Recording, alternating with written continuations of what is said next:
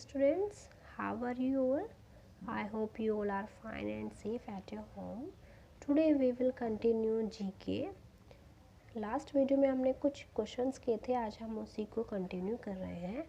So question number 1 is where is the tower of silence situated in India. कहाँ पर है tower of silence? Tower of silence कहाँ पर बना हुआ है इंडिया में? तो वो बन रखा है मुंबई में. Okay. Question number 2 is what is Japan also known as. हम जापान का एक और नाम है. हम जापान को और किस नाम से जानते हैं? वो जानते हैं हम the land of rising sun. मतलब राइजिंग मीन्स उगते हुए सूरज की धरती. Next is which is the brightest planet in our solar system. हमारे सोलर सिस्टम में सबसे चमकता हुआ प्लैनेट कौन सा है? सबसे ब्राइटेस्ट प्लैनेट कौन सा है? तो वो है Venus. Who was the first president of America. America के फर्स्ट राष्ट्रपति कौन है? कौन थे?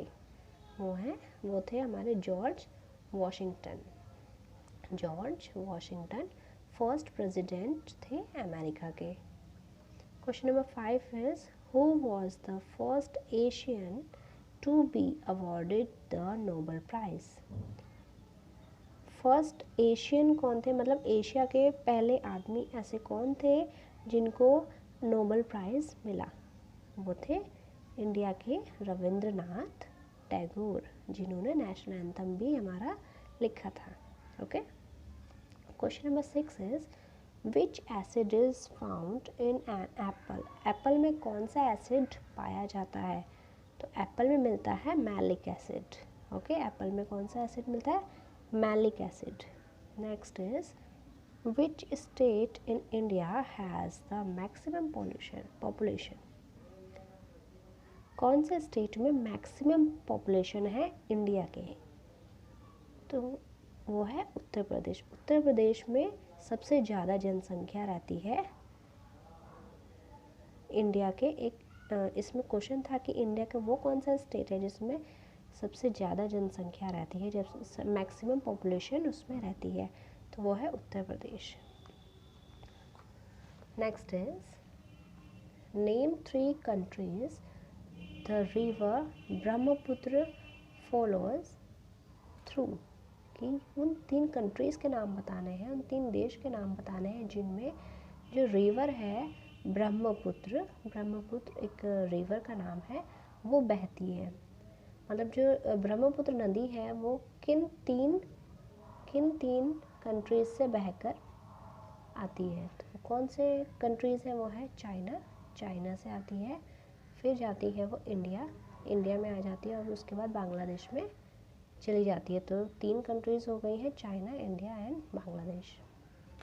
Okay. Question number 9 is what is the height of the highest peak of the world. Mount Everest की हाइट बतानी है आपको. किसकी? हाईएस्ट पीक मतलब सबसे ऊंची चोटी की. वर्ल्ड में सबसे ऊंची चोटी है माउंट एवरेस्ट. आपको उसकी हाइट बतानी है. क्या है उसकी हाइट? है 8848 मीटर्स. 8848 मीटर्स उसकी हाइट है. What is the full form of AM and PM. जो हम ये लिखते हैं ना कि 10 AM 12 PM है ना, 12 AM. AM और PM की फुल फॉर्म क्या होती है? तो AM की फुल फॉर्म होती है एंटे मेरिडियम. A से एंटे एंड M से मेरिडियम. उसका मीनिंग होता है before mid day. Mid day means होता है मीन्स बीच का. अब बीच का दिन क्या हुआ? दोपहर हुआ ना. तो बिफोर मिड डे मतलब दोपहर से पहले AM लगाते हैं, राइट. PM की फुल फॉर्म पोस्ट मैरिडियम का मीनिंग होता है आफ्टर मिड डे, मतलब दोपहर के बाद का समय. ओके. ये फुल फॉर्म्स लर्न कर लीजिएगा. सारे क्वेश्चंस करने में से तो लर्न आपको. क्वेश्चन नंबर 11 है which place in India is known as the tea garden. India में ऐसी कौन सी जगह है जिसको हम टी गार्डन के नाम से भी जानते हैं। तो tea garden, TEA, tea means चाय, चाय का गार्डन कौन सा है, वो है Assam. Next is number 12, milk, eggs and cheese are source of which mineral. कि जो दूध, अंडे और चीज़ मीन्स क्या होता है, पनीर, ये किसका सोर्स है, कौन से मिनरल का सोर्स है, ये है कैल्शियम का। इनसे हमें कैल्शियम भरपूर मात्रा में मिलता है। Question number 13 is where is the Indian Military Academy IMA located. कि इंडियन मिलिट्री एकेडमी, जिसको हम शॉर्ट में IMA बोल देते हैं, वो कहाँ पर है, वो है देहरादून में। What is the ratio of width to the length of national flag of India। जो इंडिया का नेशनल फ्लैग है, जो झंडा है हमारा, उसका रेशो क्या है, उसकी विड्थ का और उसकी लेंथ का उसका रेशो क्या है, उसका रेशो है 2:3। ओके, उसका रेशो क्या है, 2:3 है। जैसे हम अपना फ्लैग ऐसे बनाते हैं ना, ऐसे ही तो होता है हमारा फ्लैग, राइट। कुछ कुछ तो इसका रेशो बताना है, उसकी विड्थ का और उसकी लेंथ का।